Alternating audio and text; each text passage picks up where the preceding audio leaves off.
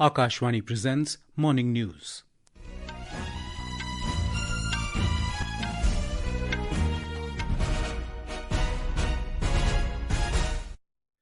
Good morning, I'm Sunil Verma. The headlines. President Droupadi Murmu to launch 3 railway line projects in Odisha today. Prime Minister Narendra Modi to address Golden Jubilee celebrations of BAPS volunteers in Ahmedabad this evening. Centre approves 944 crore rupees for Tamil Nadu as cyclone Fengal relief.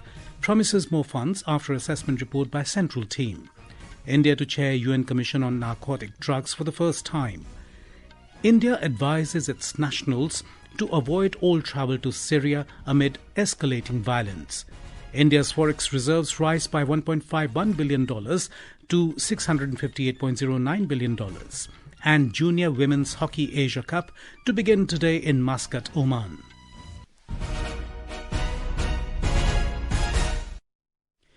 President Droupadi Murmu will lay foundation stones of 3 new railway lines at Bangiriposi in Mayurbhanj district of Odisha this morning.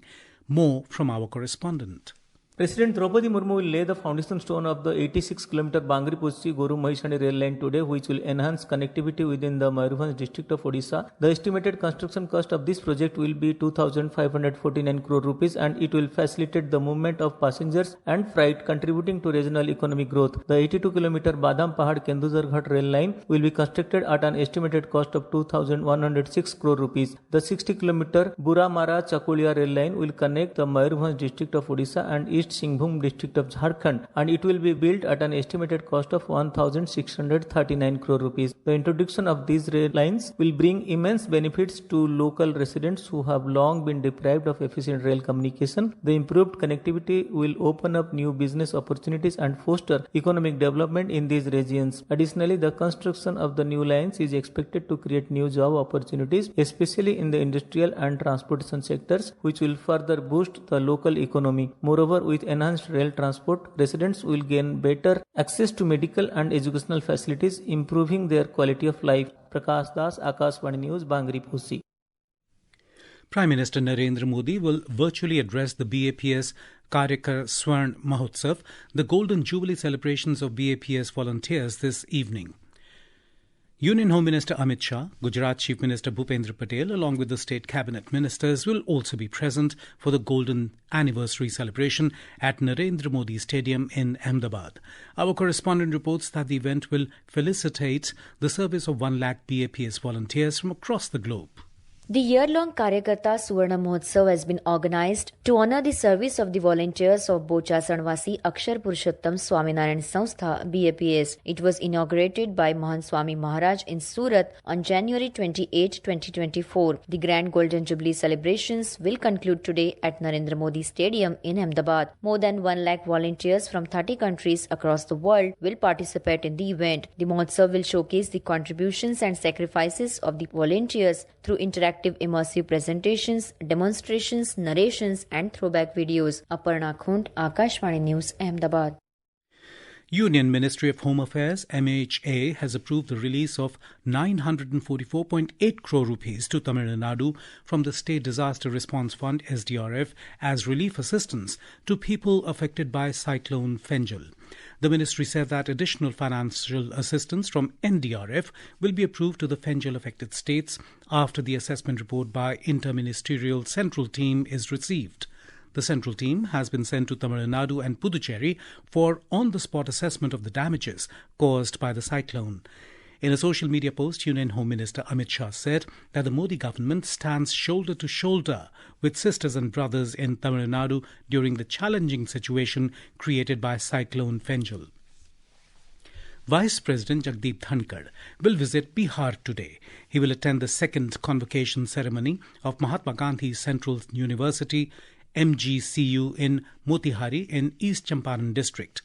The function has been organized at Gandhi Auditorium, where the Vice President will confer medals and degrees to students this afternoon who have completed different UG, PG and PhD courses. Union Health and Family Welfare Minister Jagat Prakash Nadda will launch a 100-day intensified campaign from Panchkula in Haryana to address the challenges of tuberculosis, TB incidence and mortality across the country. Chief Minister of Haryana, Naib Singh, and Haryana's Health Minister, Aarti Singh Rao, will be present at the event. The initiative will be implemented across 347 districts in 33 states and union territories. It aligns with the vision of a TB Mukt Bharat laid out by Prime Minister Narendra Modi at the 2018 Delhi End TB Summit. The 100-day campaign aims to improve program performance on key output indicators such as TB incidence rates, diagnostic coverage and mortality rates. A 3-day special session of Maharashtra Legislative Assembly will be held in Mumbai from today to enable newly elected MLAs to take oath and elect a speaker. Newly elected MLAs will be sworn in today and tomorrow. The speaker's election will be held on Monday, followed by a trust vote of the Devendra Fadnavis-led Mahayuti government. Madhya Pradesh's hill station, Pachmarhi, has now become a new symbol of women empowerment and leadership. MP Tourism Corporation's hotel, MPT Amaltas in Pachmarhi, has become the first hotel in the state which will be completely run by women. Chief Minister Dr. Mohan Yadav inaugurated it yesterday. State Tourism Minister Dharmendra Bhav Singh Lodhi said that to make women self-reliant, training is being given not only in Hotel Amaltas but also in other projects. महिला सशक्तिकरण को बढ़ावा देने के लिए hotel अमलतास का पूरा संचालन महिला कर्मचारियों द्वारा किए जाने की योजना बनाई है। इसके लिए 23 स्थानीय महिलाओं को प्रशिक्षित कर नियुक्त किया गया है। अब ये महिला कर्मचारी होटल अमलतास का संचालन करेंगे। This is Akashwani giving you the news. For quick news updates from the clock, follow us on our X handle @AIR News Alerts. And for details of these stories and more, log on to our website www.newsonair.gov.in and download News on AIR app. India has been chosen to chair the 68th session of the Commission on Narcotic Drugs, CND. India's permanent representative to the UN in Vienna, Shambhu Kumaran, officially assumed the chairmanship of CND yesterday. The CND is the principal policy-making body of the United Nations on drug-related matters.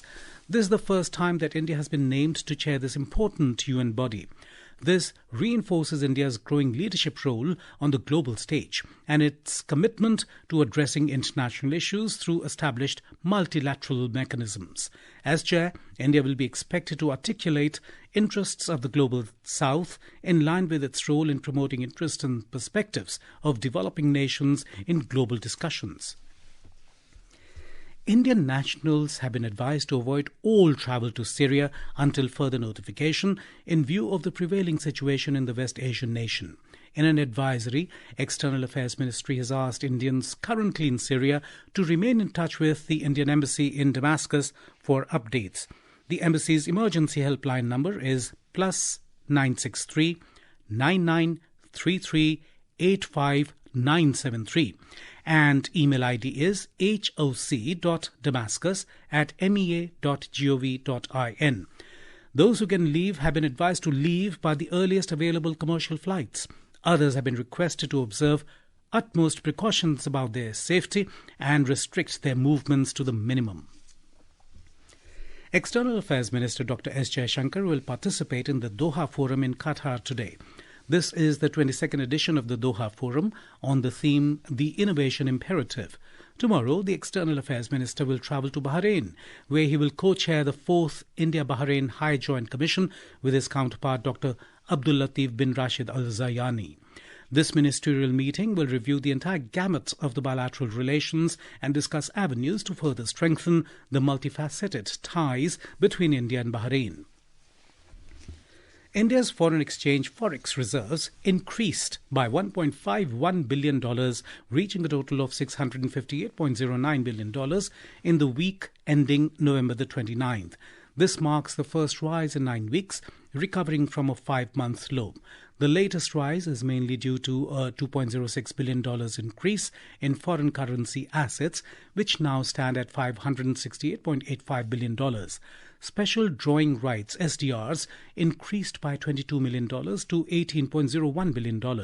RBI Governor Shaktikant Das stressed the importance of these reserves, saying Forex Reserves are deployed judiciously to mitigate undue volatility, maintain market confidence, anchor expectations, and preserve overall financial stability. He said that the reserve levels remain quite robust. In Nepal, the week-long Vivah Panchami festival will conclude today after bidding farewell to the marriage procession amidst Ram Kaleka ritual. The wedding ceremony of Ram and Sita was reenacted last night at the Janki Mandir after the Sitaram Vivah Panchami was celebrated yesterday, with lakhs of devotees visiting Janakpur Dham in the Terai.